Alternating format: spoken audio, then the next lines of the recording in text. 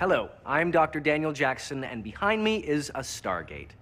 Found in Giza, Egypt in 1928, we now know it was originally built millennia ago by an alien race who we call the Ancients. Over the next few hours, we'll be touching on some of the things you need to know about the Stargate and how it works. There are 39 symbols representing star constellations, as seen from Earth, capable of transporting people, objects, hundreds of thousands of light years via an interstellar wormhole. Within the Milky Way galaxy, a 7-symbol address is used. The first 6 symbols lock down a point in space, while the 7th represents the point of origin. When a connection is made between 2 stargates, an unstable energy vortex emerges from the gate and settles into the event horizon, or puddle, as we like to call it. Later, it was discovered that using an 8th symbol would actually dial another galaxy. It is believed an unprecedented amount of power is required to reach the near-mythical 9-chevron destination. Icarus Base was established on a planet discovered 2 years ago to have a uniquely powerful core made of the mineral nequadria. The entire purpose of the project is to hopefully one day dial the 9-chevron address found in the ancient database.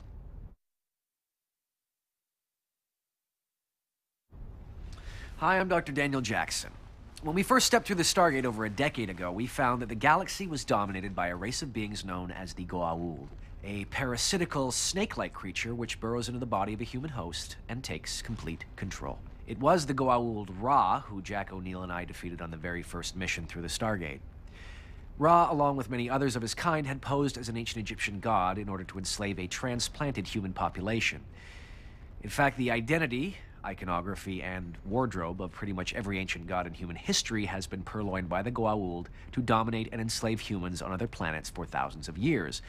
That is until Stargate Command, along with the allies of Earth, managed to defeat the Goa'uld in the early 21st century.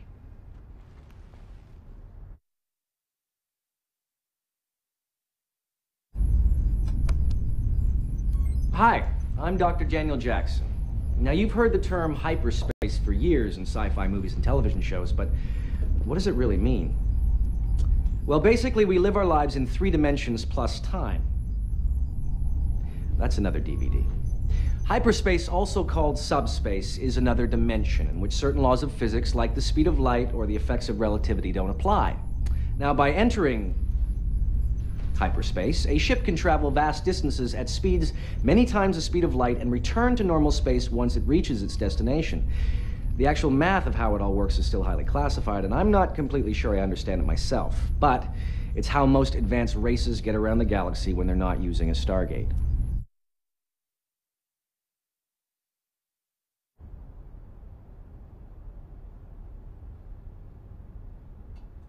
Hi, I'm Daniel Jackson.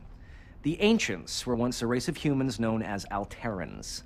They left their galaxy to avoid a war with another race of humans called the Ori.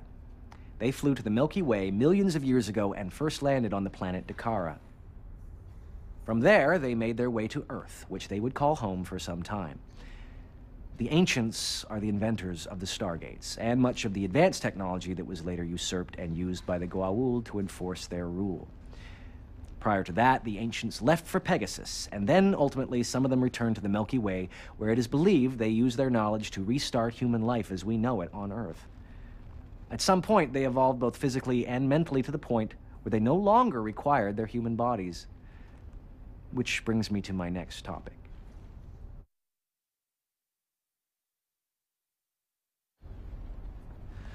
My name is Dr. Daniel Jackson. Ascension is an extremely advanced evolutionary process whereby the human consciousness becomes pure energy and actually rises to a higher plane of existence. While it takes several thousand years of evolution for humans to reach the point where they can attain this state of being naturally, a less evolved person can actually be ascended by other ascended beings. In fact, it happened to me once.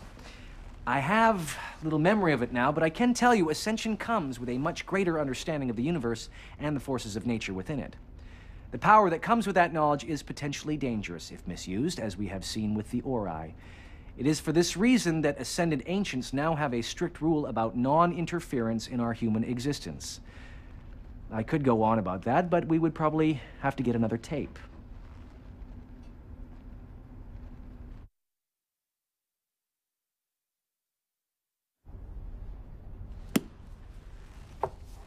I'm Dr. Daniel Jackson.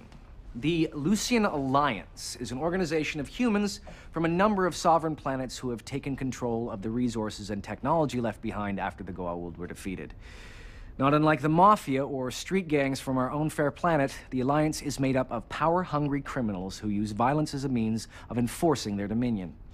Leadership is tenuous and constantly changing, but the association itself is formidable and must be taken seriously. They control a sizable army and numerous Hatak vessels, or former Goa'uld motherships, as well as a fleet of smaller gliders and bombers. The Lucian Alliance is also known for ensuring the servitude of less fortunate followers through the distribution of an addictive corn-like food crop known as Kassa.